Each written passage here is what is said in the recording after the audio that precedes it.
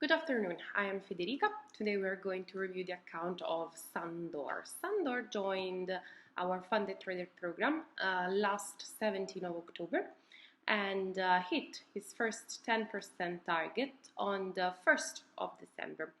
Very well done, congratulations Sándor. And the first thing I want to mention here is how Sándor never went in negative territory. We can see he had a very nice and steady beginning with us. In fact, since he started on the 70, he just went one way up he was up by almost 5% on his account just 1 week after he joined. Then we can see he registered few losses, but overall his equity line is very nicely upward sloping. And yes, from the statistic we can see average daily return of 0.25%, a monthly of 8.11%, and a drawdown floating of just 2.93%, so just below 3% of floating drawdown. Very good, well done. From the advanced statistics, we can see how Sándor only took 54 trades with a profitability rate of 65%, which is really good, and an average win of 62.7 pips, almost 63 pips, and an average loss of 56 pips. So he has a positive profitability rate, a positive winning rate, and also on average he gains in terms of pips more than he loses. So let's have a look at the best and worst trade. So in terms of dollars, his best trade was on the 4th of November. He gained $381, and I believe it was the same here, best trade in terms of pips. On the 4th of November, he gained 266 pips. Very good, very well done. Regarding the worst trade, on the 27th of November, he lost $228, and on the 13th of November, 148 pips.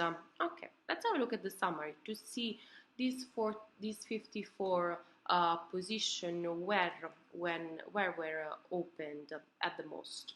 So definitely we need to mention here 13 position opened on the pound New Zealand. He gained 379 pips, resulting in a profit of $726. Very good. Also is worth to mention here 7 trades on the pound Aussie. He gained 509 pips. Very good. And a profit of $769. We also see positive results on his position on euro yen and euro dollar. You can see here $213, $268 with 239 pips gained on the euro dollar. And here as well, 6 position on the dollar Swiss franc. He gained 54 pips, resulting in a profit of $281. From a negative point of view, maybe we can mention here 3 losing positions on the pound CAD. He lost 322 pips and $414 on this pair. Okay, let's have a look at the history to just see if we can understand more looking at his lot size. So in the beginning he kept his lot size small. We can see 0.1, 0.2, 0.4, 0.3. Okay, let's have a look at the second page. Still was keeping his lot size per trade below the maximum it was allowed, 0.1, 0.2, 0.3 again. Okay, and this is how he hit his first 10% target on the 1st of December, and now is of course trading at the moment. Okay, very good, very well done, Sándor. Let's have a look also at the average trade length. The average trade length is 1 day. Let's have a look at the duration scatter plot. Okay. The majority of his position were between in between 2 days, and we can see few other positions held for longer. Too many negative positions, in my opinion, were held for longer, but still, thanks to his profitability rate, he managed to be profitable. There is one thing I want to point out here about Sándor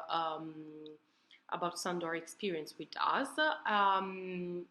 Sometimes it happens to me that a lot of people during interviews, it's not like complaining, but they point out that maybe 0.5 is just too little as lot size, and it will be difficult for them to meet their target.